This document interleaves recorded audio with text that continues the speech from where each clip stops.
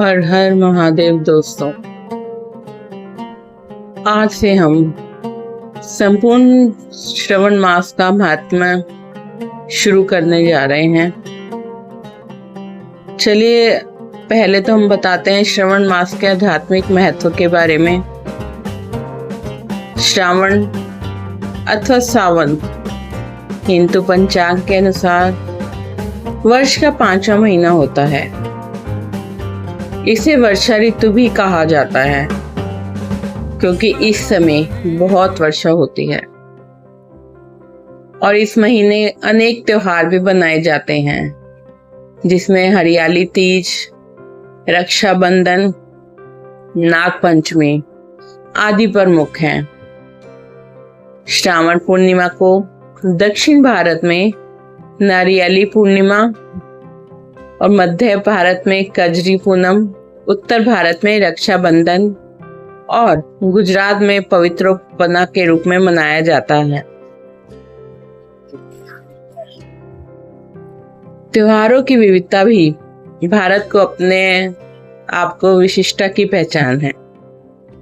श्रावण यानी सावन महीना में शिव जी की आराधना का विशेष महत्व है और इस माह में पड़ने वाले सोमवार सावन के सोमवार कहे जाते हैं, जिसमें स्त्रियां और विशेषकर कुंवारी कन्याएं भगवान शिव के लिए व्रत रखती हैं। सावन माह की एक कथा प्रचलित है। जब सनत कुमारों ने भगवान शिव से सावन का महीना प्रिय होने का कारण पूछा तो भगवान शिव ने बताया कि जब देवी सती ने अपने पिता दक्ष के घर में योग शक्ति से शरीर त्यागा था, उससे पहले देवी सती ने महादेव को हर जन्म में पति के रूप में पाने का प्रण किया था। अपने दूसरे जन्म में देवी सती ने पार्वती के नाम से हिमाचल और रानी मैना के घर में पुत्री के रूप में जन्म लिया। पार्वती जी ने युवावस्था के सावन महीने में निराहार रहकर कठोर व्रत भी किया और शिव को प्रसन्न कर उनसे विवाह किया, जिसके बाद से ही महादेव के लिए यह महीना बहुत विशेष हो गया। भगवान शिव को सावन का महीना प्रिय होने का एक अन्य कारण यह भी है कि भगवान शिव सावन के महीने में ही पृथ्वी पर अवतरित होकर अपने ससुराल गए थे और वहां उनका स्वागत अर्घ्य और जलाभिषेक से किया गया था। माना जाता है कि प्रत्येक वर्ष सावन के महीने में भगवान शिव अपने ससुराल आते हैं। भूलोक वासियों के लिए, धरती वासियों के लिए शिव कृपा पाने का यह उत्तम समय होता है। एक कथा में तो आता है कि इसी सावन महीने में समुद्र मंथन किया गया था, जिससे समुद्र मंथने के बाद जो विष निकला था उसे भगवान शिव ने अपने कंठ में समाहित कर सृष्टि की रक्षा की थी। लेकिन ये विषपान से महादेव का कंठ नीलवर्ण हो गया था, इसलिए उनका एक नाम नीलकंठ महादेव भी है। विष का प्रभाव कम करने से के लिए सभी देवी देवताओं ने उन्हें जल अर्पित किया। इसीलिए शिवलिंग पर जल चढ़ाने का खास महत्व है। शिव पुराण में उल्लेख है कि भगवान स्वयं ही जल है, इसीलिए जल से उनके अभिषेक के रूप में आराधना का उत्तमोत्तम फल है। शास्त्रों में है कि सावन के महीने में जब भगवान के विष्णु जी योग निद्रा में चले जाते हैं तो यह 4 महीनों में होने वाला एक वैदिक यज्ञ है, जो एक प्रकार का पौराणिक व्रत है जिसे चौमासा कहा जाता है। सृष्टि के संचालन के लिए उत्तरदायित्व तो भगवान शिव ग्रहण करते हैं। इसीलिए सावन के प्रधान देवता भगवान शिव बन जाते हैं। भगवान शिव की पूजा उनके परिवार के साथ ही करनी चाहिए। इस महीने में भगवान शिव के रुद्राभिषेक का भी विशेष महत्व है। इसीलिए इस मास में प्रत्येक दिन रुद्राभिषेक किया जा सकता है, जबकि अन्य माह में शिववास का मुहूर्त देखना पड़ता है। भगवान शिव के रुद्राभिषेक के लिए जल, दूध, दही, शुद्ध घी, शहद, शक्कर या चीनी, गंगा जल तथा गन्ने के रस आदि से स्नान कराया जाता है। अभिषेक करवाने के बाद बेलपत्र, शमीपत्र, कुशा तथा धूप आदि से शिव जी को प्रसन्न करते हैं। अंत में भांग, धतूरा, श्रीफल भोलेनाथ को भोग के रूप में चढ़ाया जाता है। शिवलिंग पर तो बेलपत्र तथा शमीपत्र चढ़ाने का पुराणों में ही वर्णन किया गया है। बेलपत्र चढ़ाने से भोलेनाथ को प्रसन्न करने के लिए शिवलिंग पर चढ़ाया जाता है। आग का एक फूल शिवलिंग पर चढ़ाने से सोने के दान के बराबर फल मिलता है। कनेर का फूल 1000 कनेर के फूलों को चढ़ाने की अपेक्षा एक बेल पत्र से दान का पुण्य मिलता है। 1000 बेल पत्र चढ़ाने के बराबर एक द्रोण या गुमा फूल फलदायी होते हैं। 1000 गुमा के बराबर एक चिचरा हो, 1000 चिचरों के बराबर एक कुश का फूल, 1000 कुश फूलों के बराबर एक शमी का पत्ता, 1000 शमी के पत्तों के बराबर एक नीलकमल और 1000 नीलकमलों से ज्यादा एक धतूरा और 1000 धतूरों से भी ज्यादा एक शमी का फूल शुभ फल देने वाला होता है शिवलिंग पर चढ़ाने के लिए। दोस्तों, एकता सुविचार में आपका स्वागत है। आज से हम श्रवण मास की महात्म्य का पहला अध्याय शुरू कर रहे हैं। श्रवण मास चल रहा है। आप हमारे साथ इसी तरह अपना प्यार बनाए रखें।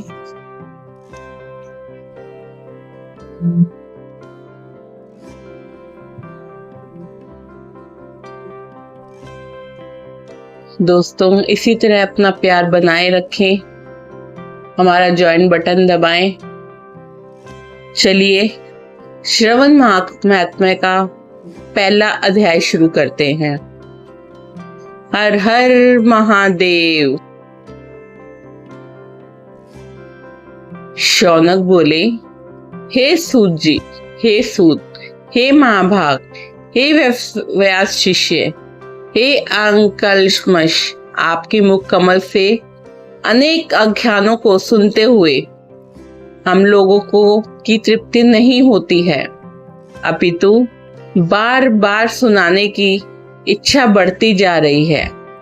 तुला राशि में स्थित सूर्य में कार्तिक मास का महात्म्य, मकर राशि में माघ मास का महात्म्य और मेष राशि में स्थित सूर्य में वैशाख मास का महत्व और इसके साथ उन मासों के जो भी धर्म हैं उन्हें आपने भली भांति कह दिया।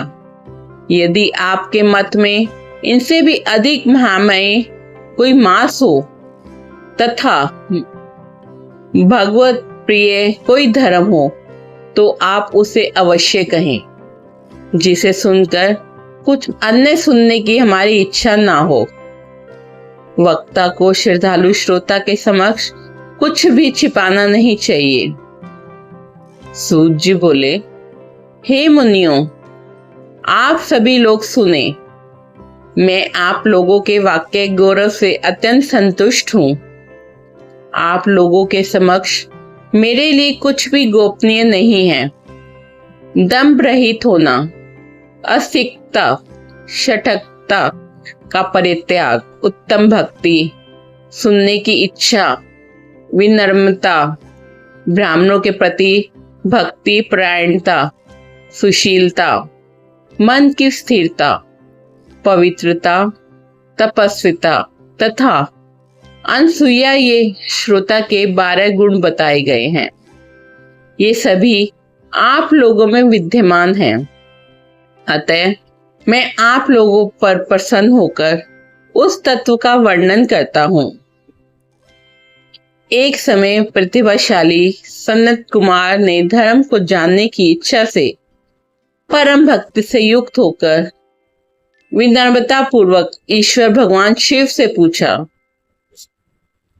सनत कुमार बोले, योगियों के द्वारा आराधनीय चरण कमल वाले हे देवदेव, हे महाभाग, हमने आपसे अनेक व्रतों तथा बहुत प्रकार के धर्मों का श्रवण किया, फिर भी हम लोगों के मन में सुनने की अभिलाषा है।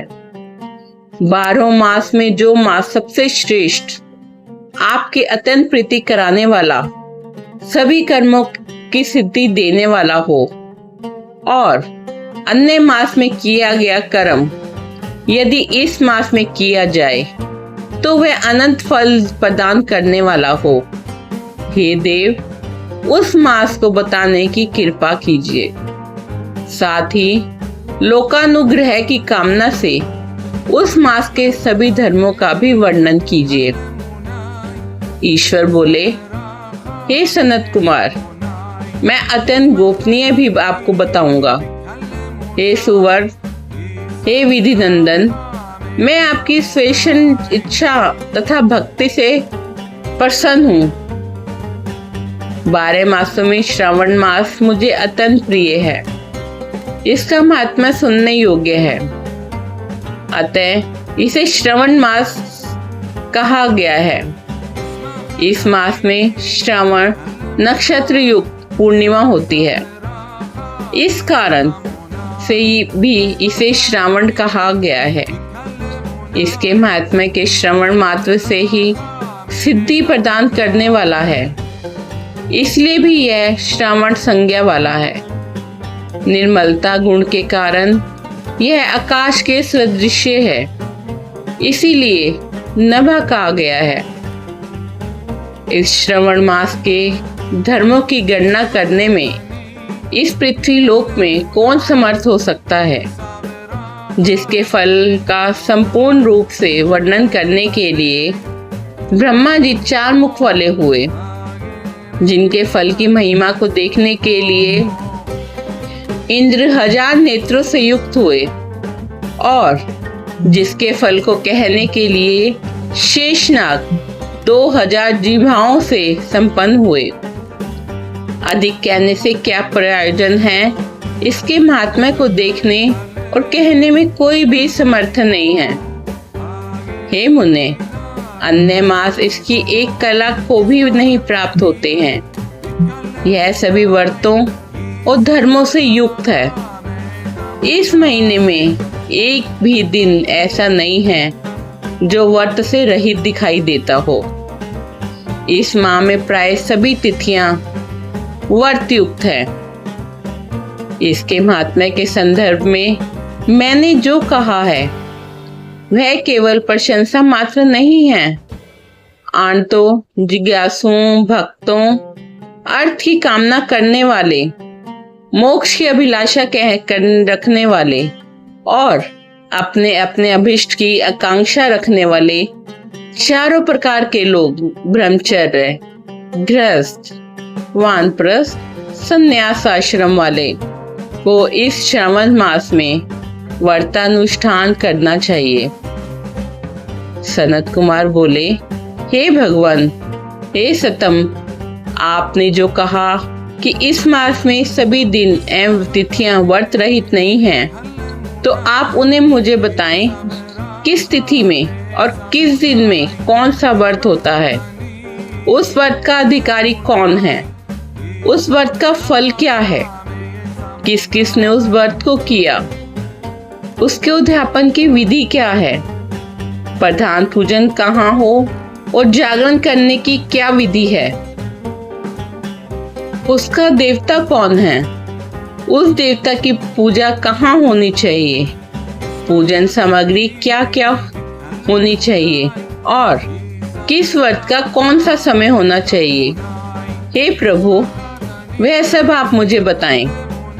यह मास आपको प्रिय क्यों है, किस कारण यह पवित्र है, इस मास में भगवान का कौन सा अवतार हुआ, यह सब कब सभी मासों में श्रेष्ठ कैसे हुआ और इस मास में कौन कौन धर्म अनुष्ठान के योग्य हैं। हे प्रभु, यह सब बताएं। आपके समक्ष मुझे अज्ञानी का प्रश्न करने में कितना ज्ञान हो सकता है, अतः आप संपूर्ण रूप से बताएं। हे कृपालु, मेरे पूछने के अतिरिक्त भी जो शेष रह गया हो उसे भी लोगों के उद्धार के लिए कृपा करके बतलाएं। रविवार, सोमवार, सोमवार, बुधवार, बृहस्पतिवार, शुक्रवार और शनिवार के दिन जो करना चाहिए, हे विभो, वह सब मुझे बताएं। आप सबके आदि में आविर्भूत हुए हैं, अतः आपको आदि देव कहा गया है। जैसे एक की विधि बाधा से अन्य की विधि बाधा होती है, वैसे ही अन्य देवताओं के अल्प देवत्व के कारण आपको महादेव माना गया है। तीनों देवताओं के निवास स्थान पीपल वृक्ष में सबसे ऊपर आपकी स्थिति है। कल्याण रूप में होने के कारण आप शिव हैं और पाप समूह को हरने के कारण आप हर हैं।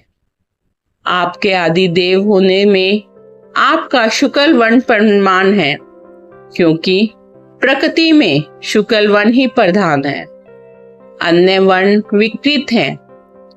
आप कपूर के समान गौर वर्ण के हैं, अतः आप आदि देव हैं।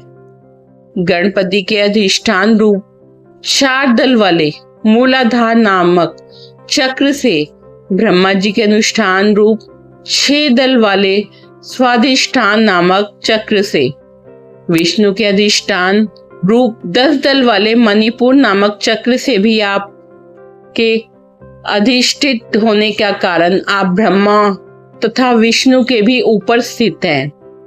यह आपकी प्रधानता को व्यक्त करता है।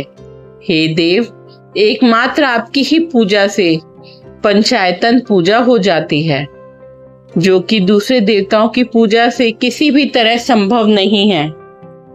आप स्वयं शिव हैं। आपकी बाई जांघ पर शक्ति स्वरूप दुर्गा, दाहिनी जांघ पर गणपति, आपके नेत्र में सूर्य तथा हृदय में भक्तराज भगवान श्री हरि विराजमान हैं।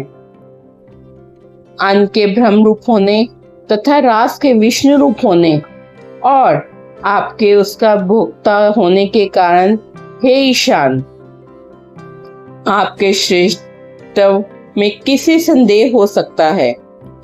सबको विरक्ति की शिक्षा देने हेतु आप शमशान में तथा पर्वतों पर निवास करते हैं। ऐसा महर्षियों ने कहा है। जगत का संहार करने वाले हलाहल को गले में किसने धारण किया? मां प्रलय की कलाग्नि को अपने मस्तक पर धारण करने में कौन समर्थ था? संसार रूप अंधकूप में पतन के हेतु कामदेव को किसने भंग किया? आप ऐसे हैं कि आपकी महिमा का वर्णन करने में कौन समर्थ है? एक तुच्छ प्राणी मैं करोड़ों जन्मों में भी आपके प्रभाव का वर्णन नहीं कर सकता। अतः आप मेरे ऊपर कृपा करके मेरे प्रश्नों को बताएं। हर हर महादेव। प्रथम अध्याय पूर्ण।